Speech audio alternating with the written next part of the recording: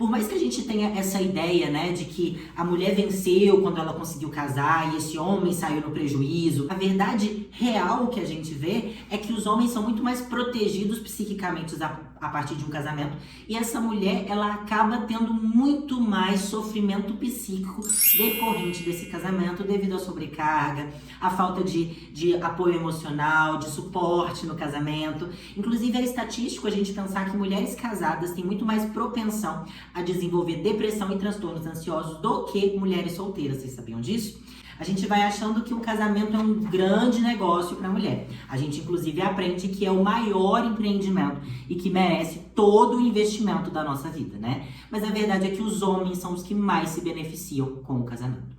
Já no caso das mulheres, quanto mais a relação é simétrica e igualitária e com um parceiro que é cuidadoso, que ele realmente dá suporte emocional, que ele realmente participa da relação, mais o casamento é um fator de proteção à saúde mental das mulheres.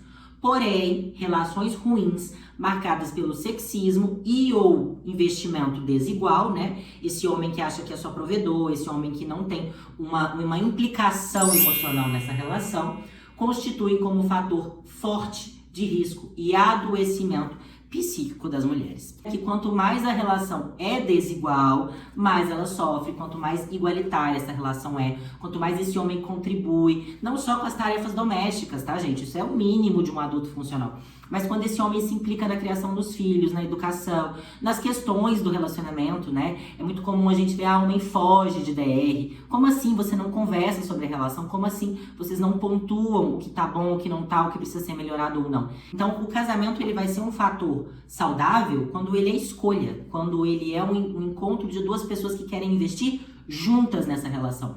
Quando essa mulher tem poder de decisão, quando essa mulher não está na relação como fator de felicidade dela no dispositivo amoroso, mas quando ela consegue descentralizar esse dispositivo amoroso, entende que o casamento é uma das situações da vida dela, que ela pode investir em outras coisas da vida dela e que a felicidade dela não está nesse casamento. Até porque, né, gente, isso cria uma enorme frustração, porque nós mulheres fomos ensinadas nessa lógica do conto de fadas que a gente precisa ser salva.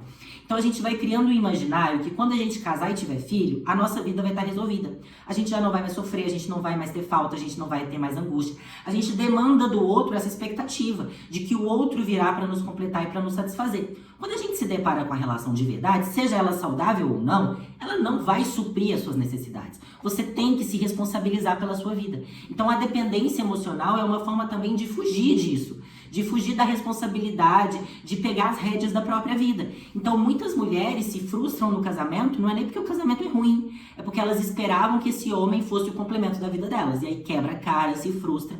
E é aquilo, né? Mira no amor e acerta numa bela de uma frustração e de uma sobrecarga. Então, nas relações patriarcais, elas adoecem todo mundo. Isso é um ponto que a gente precisa ver. Só que, no entanto, a mulher é mais atingida, visto que nunca se questiona o lugar naturalizado do homem como avaliador da mulher. Os homens, então, crescem com a certeza de que eles serão amados. Os homens, eles não crescem duvidando que eles vão encontrar alguém. Você não vê o homem se questionando se ele vai morrer solteiro. A gente vê as mulheres trazendo esse questionamento.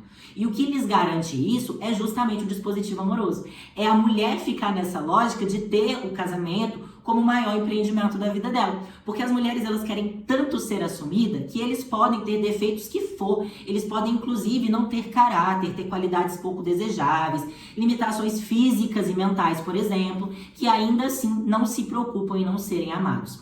O que a gente vai vendo é que o homem, ele nem tem que ter tantas qualidades, ele nem tem que ser uma pessoa atraente assim.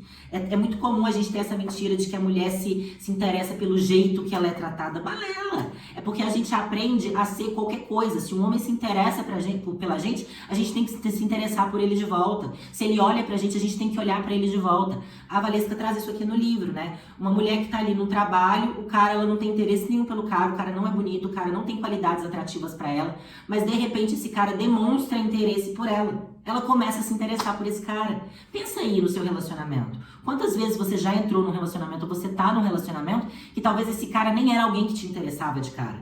Mas ele se interessar por você te levou a se interessar por ele. E não é porque a gente se interessa pela forma como a gente é tratado, é porque a gente não aprende a escolher. Não é dado a nós o lugar de escolha, é dado a nós o lugar de ser escolhida. Então o que acontece é que a autoestima masculina é protegida, ao passo que a feminina é constantemente atacada, né? O que a gente vai vendo, a Valesca até traz esse caso aqui, ó, com essa imagem aqui, ó.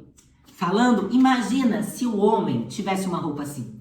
Porque a roupa feminina é sempre assim. Não é pensado na nossa comodidade, no conforto, não. É pensado como que a gente vai expor os atributos físicos da melhor forma. Como que essa roupa vai valorizar o nosso corpo. Então, ela traz uma analogia aqui que eu gostaria de ler para vocês, está lá na página 102. Aqui gostaria de propor uma analogia imaginária ao que ocorre com as mulheres, caso os objetos eróticos por excelência fossem os homens. Em um final de semana especial, você, leitor homem, decide comprar uma roupa nova. Giorgio Armani lançou tendência que está influenciando todas as lojas de roupas masculinas no Brasil. De vendedores a ambulantes e roupas finas. Esse é o último lançamento da moda verão. Você olha isso na vitrine e diz, preciso me depilar. E perder um pouco dessa barriga.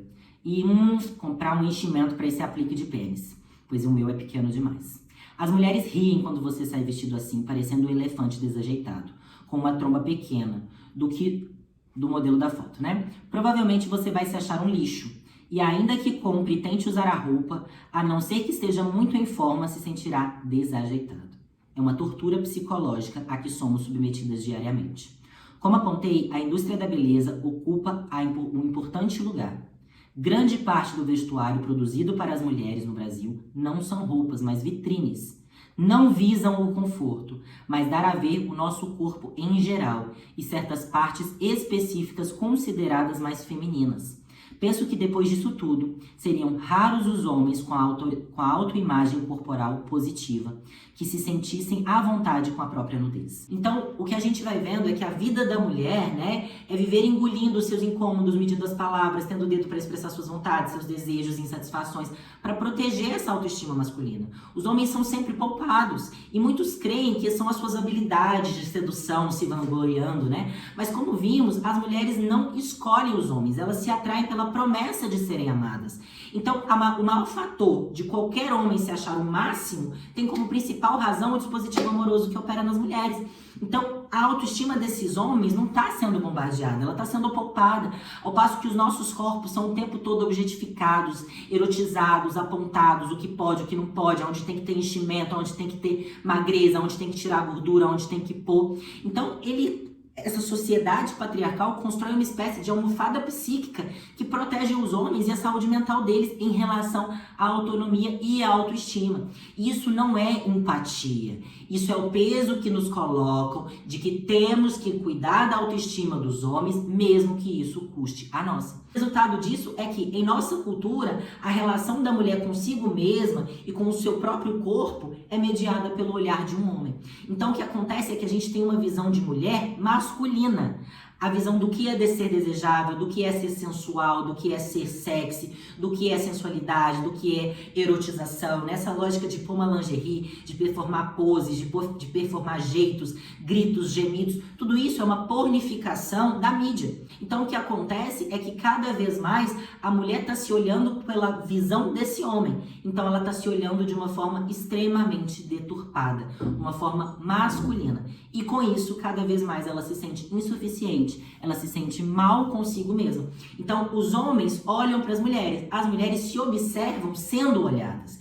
E isso determina não só a relação que a gente vai ter com os homens, mas principalmente a nossa relação com a gente e com as outras mulheres.